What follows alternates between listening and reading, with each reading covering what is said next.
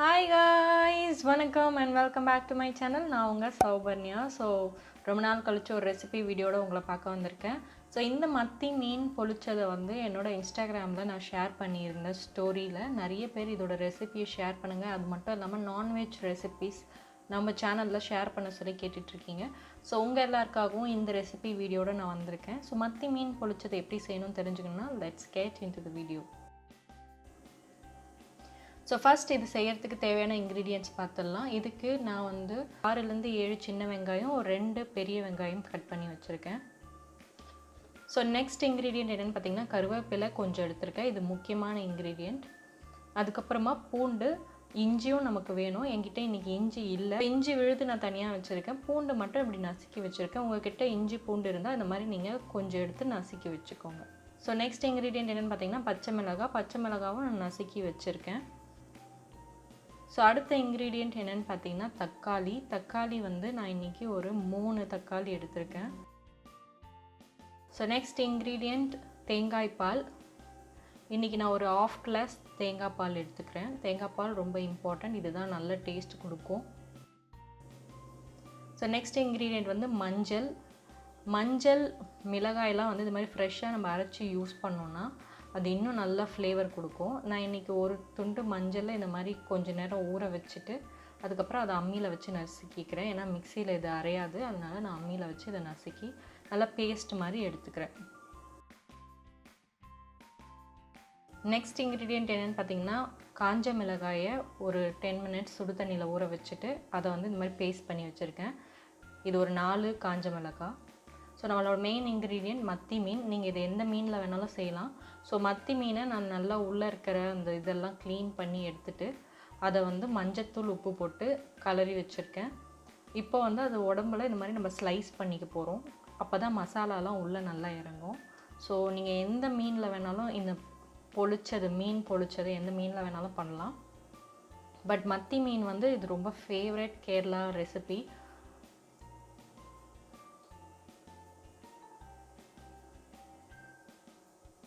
Once எல்லா மீன்லேயுமே இந்த மாதிரி போட்டு வச்சதுக்கப்புறமா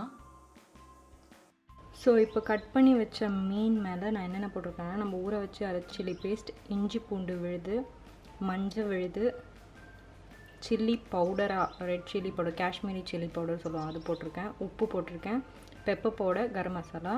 ஆக்சுவலாக ட்ரெடிஷ்னல் கேரளா ஸ்டைலில் இந்த மிளகாத்தூள், மஞ்சத்தூள், உப்பு மட்டும் தான் போடுவாங்க. இது எல்லாமே எனக்கு இந்த மாதிரி ஆட் பண்ணால் தான் இந்த மீன் பிடிச்சிருக்கு. அதனால் இது நான் எக்ஸ்ட்ரா ஃபிட்டிங்ஸ்லாம் என்னோடய ட்விஸ்ட். நீங்கள் இது வேணும்னா ஆட் பண்ணிக்கலாம். இஞ்சி பூண்டு விழுது, கரம் மசாலா, பெப்பர்லாம். இது வேண்டாம்னா நீங்கள் வெறும் மிளகா, மஞ்சள், உப்பு மட்டும் போட்டு இதை மேரினேட் பண்ணி ஒரு 1/2 hour வச்சுருங்க. இப்போ இதை நல்லா மிக்ஸ் பண்ணிவிட்டு எப்படி இருக்குன்னு பார்க்கலாம். மேரினேட் பண்ணி ஒரு 30 மினிட்ஸ் ஆகிடுச்சு. இப்போ பார்த்தீங்கன்னா மீன் இப்படி தான் இருக்குது. ரொம்ப நிறைய மசாலாலாம் இருக்குது, பட் இந்த மீனுக்குள்ளே ஃப்ளேவர் ஈஸியாக இறங்கிடும். இப்போ நான் ஒரு சட்டி இந்த மாதிரி சூடு பண்ணிக்கிறேன். சட்டி சூடானதுக்கப்புறமா அதில் கொஞ்சமாக எண்ணெய் விட்டுக்கிறேன். நீங்கள் தேங்காய் எண்ணெய் வேணும், உங்களுக்கு பிடிக்கணும்னு நீங்கள் தேங்காய் எண்ணெய் விட்டுக்கலாம். பட் நான் இன்றைக்கி தேங்காய் எண்ணெய் யூஸ் பண்ணலை. அந்த மீன்களை பொரிக்கிற அளவுக்கு தேவையான அளவு எண்ணெய் விட்டு அதை காய வச்சுக்கோங்க. எண்ணெய் லைட்டாக காஞ்சதுக்கப்புறமா நான் மீனை ஆட் பண்ணுறேன். பிகாஸ் சட்டியில் செய்யும் போது சட்டி ஹீட் அதிகமாக எடுத்துக்கும். அது நீங்கள் ஆஃப் பண்ணதுக்கப்புறமும் ஹீட் இருக்கும். அதனால் சட்டியில் மீடியம் சூடானதுக்கப்புறமா மீனை போட்டுருங்க. ரொம்ப சூடாச்சுன்னா கருகிடும் போட்ட உடனே மீன்.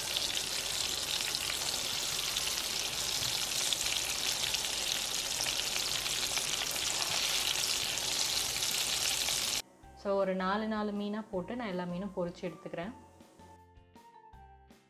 இப்போ மீன் நல்லா ஃப்ரை ஆகிடுச்சு. ஃப்ரை ஆன மீனை எடுத்து தனியாக வச்சுட்டு இந்த மாதிரி நம்ம வச்சுருக்க எல்லா மீனுமே பொரித்து எடுத்துக்கலாம். நல்லா கிறிஸ்பாக இருக்குது பாருங்கள் மீன். இந்த மாதிரி தான் கிறிஸ்பாக பொரித்து எடுக்கும் போது அந்த ஃப்ளேவர் நல்லா இருக்கும் உங்களுக்கு.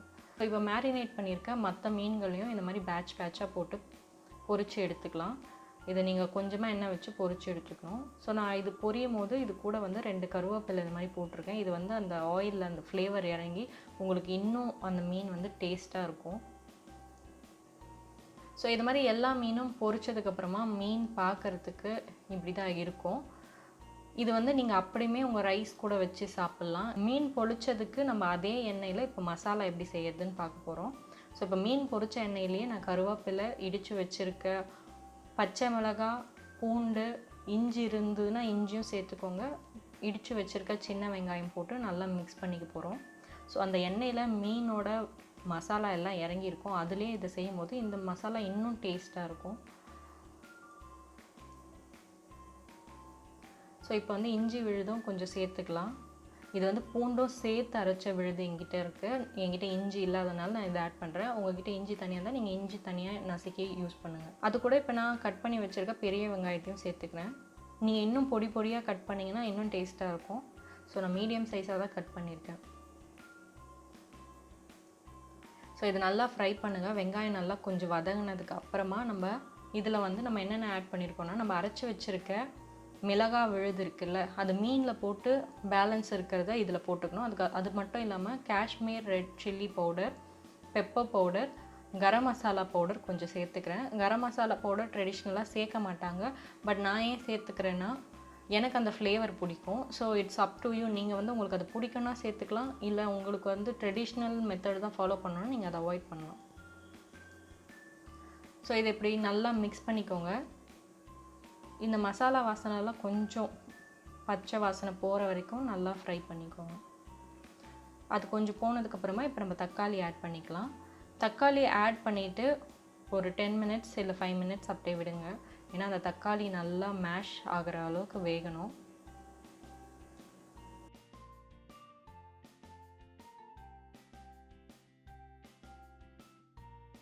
ஸோ ஒரு 5 மினிட்ஸ் கழித்து நம்ம வந்து தக்காளி நல்லா வெந்துடுச்சு. இப்போ வந்து தேங்காய் பால் ஆட் பண்ண போகிறோம்.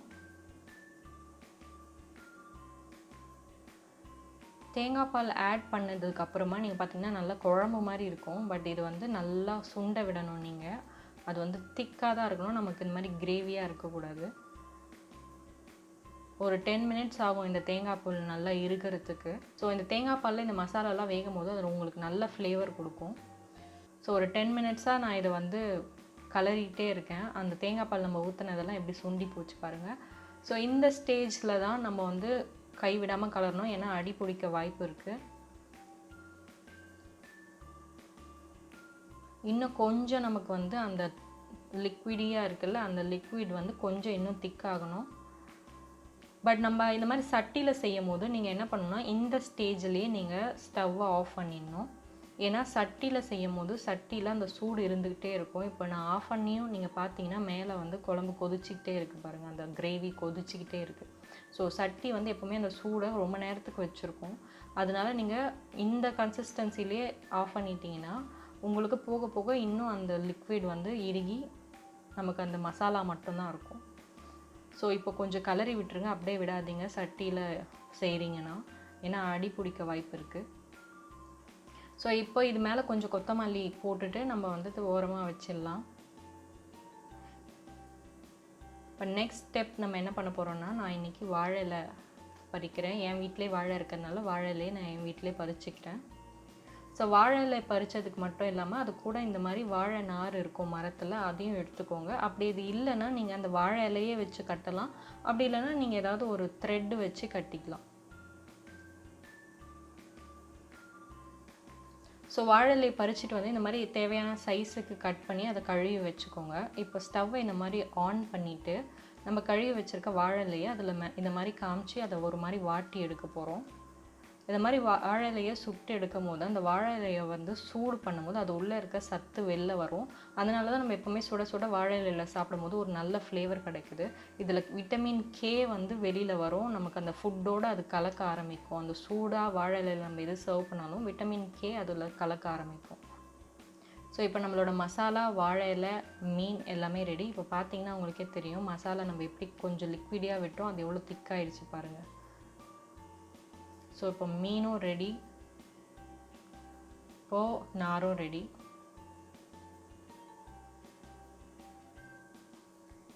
ஸோ முதல்ல இந்த மாதிரி சுட்ட வாழை இலையை எடுத்து வச்சுக்கோங்க. அது மேலே நான் வந்து லைட்டாக இப்போ இந்த மசாலாவை சூடு பண்ணியிருக்கேன், லைட்டாக தான், ரொம்ப இல்லை. ஏன்னா சுட சுட வைக்கும்போது அந்த ஃப்ளேவர் இன்னும் நல்லாயிருக்கும் நீங்கள் ஆறி போய் வைக்கிறத விட. ஸோ மசாலா லைட்டாக வார்மாக இருக்குது இப்போது. ஸோ ஸோ ஒரு இலையில நீங்கள் வந்து 2 மீன் வைக்கலாம், இல்லை 4 மீன் வைக்கலாம். இந்த மீன் வந்து ரொம்ப குட்டி குட்டியாக இருக்குது என்கிட்ட இருக்கிறது. அதனால் நான் வந்து இந்த இலையில 4 மீன் வச்சுக்க போகிறேன். அதுக்கேற்ற அளவுக்கு மசாலாவை நல்லா ஸ்ப்ரெட் பண்ணி விட்டுருங்க. இப்போ நம்ம பொரிச்ச மத்தி மீனை வந்து இந்த மாதிரி அந்த மசாலாவுக்கு மேலே அரேஞ்ச் பண்ணிக்கணும்.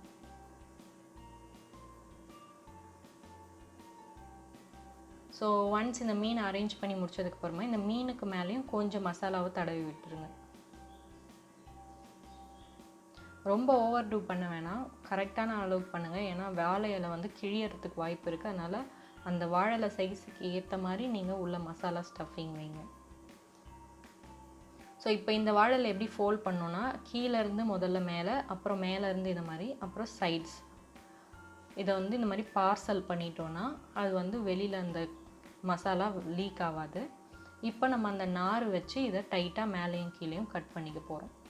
ஸோ இது பண்ணும் போது கொஞ்சம் கேர்ஃபுல்லாக பண்ணுங்கள். ஏன்னா உள்ள மசாலா மீன் எல்லாமே இருக்கிறதுனால நீங்கள் ரொம்ப ப்ரெஷர் கொடுத்தீங்கன்னா வாழை இலை கிழிஞ்சிரும். ஸோ இந்த நார் யூஸ் பண்ணுறீங்க வாழை நார்னா அதை கொஞ்சம் தண்ணியில் டிப் பண்ணி கட்டுங்க. இல்லைனா வாழையிலையும் அந்த வாழை நாரும் பிஞ்சு வந்துடும். ஸோ தண்ணியில் டிப் பண்ணி கட்டினீங்கன்னா அந்த வாழை நார் வந்து அப்படியே ஸ்ட்ராங்காக இருக்கும். ஸோ இந்த மாதிரி நான் வந்து எல்லா பார்சல்லையும் இப்போ பண்ணிக்க போகிறேன். ஸோ நீங்கள் எவ்வளோ பேர் இருக்காங்களோ வீட்டில் அத்தனை பேருக்கும் ஒரு பார்சலில் 2 மீன் வச்சு நீங்கள் பேக் பண்ணி காலையிலே வச்சுட்டிங்கன்னா மத்தியானம் லஞ்சுக்கு எல்லோரும் உட்காரும் போது இதை சுட சுட சர்வ் பண்ணுறதுக்கு சூப்பராக இருக்கும். ஸோ நான் இப்போ இந்த இலை வந்து சின்னதாக இருக்கனால இதில் நான் வந்து 2 மீன் 3 மீன் தான் வைக்க போகிறேன். ஸோ நீங்கள் ஒருத்தருக்கும் எத்தனை மீன் சர்வ் பண்ணணும்னு நினைக்கிறீங்களோ அதுக்கேற்ற மாதிரி பார்சலை ரெடி பண்ணிக்கோங்க. ஸோ நம்ம பேக் பண்ணதுக்கப்புறமா அது பார்க்க இப்படி தான் இருக்கும். ஸோ இப்போ இந்த மாதிரி எல்லா பார்சலையும் நம்ம பண்ணிக்கலாம் ஒன்று ஒன்றா. ஸோ இந்த மாதிரி எல்லா பார்சலுமே பண்ணி நீங்கள் காலையிலே ரெடி பண்ணி வச்சுட்டிங்கன்னா அந்த மசாலா மீனில் ஊறி இருக்கும்.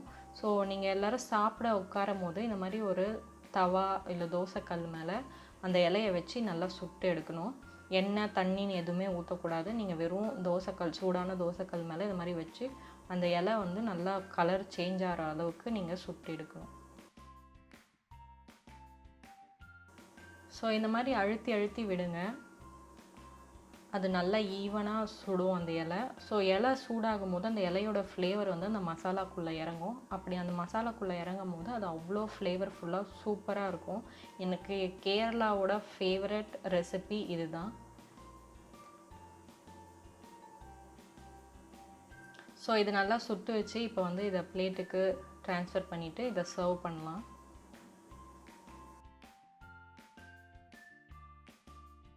ஸோ இப்போ நம்மளோட மத்தி மீன் பொரிச்சது ரெடி ஆகிடுச்சு. இதை ஓப்பன் பண்ணி பார்க்கலாம்.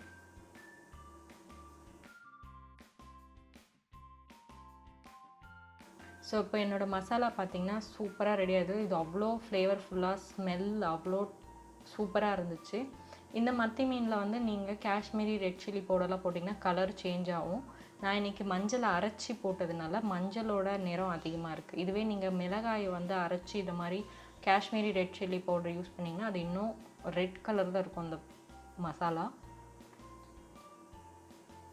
இப்போ அந்த மசாலாவும் மீனும் ஒன்றுக்குள்ளே ஒன்று ஆயிடுச்சு.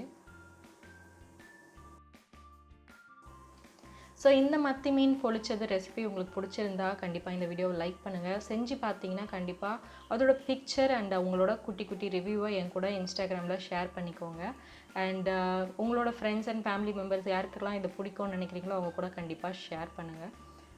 இன்னும் நம்ம சேனலை சப்ஸ்கிரைப் பண்ணாமல் இருந்தால் சப்ஸ்கிரைப் பண்ணிட்டு பக்கத்தில் இருக்க பெல் ஐக்கனும் ப்ரெஸ் பண்ணுங்கள். இந்த மாதிரி சூப்பர் டூப்பர் வீடியோட சீக்கிரமாக பார்க்க வர. அது வரைக்கும் பை. See you.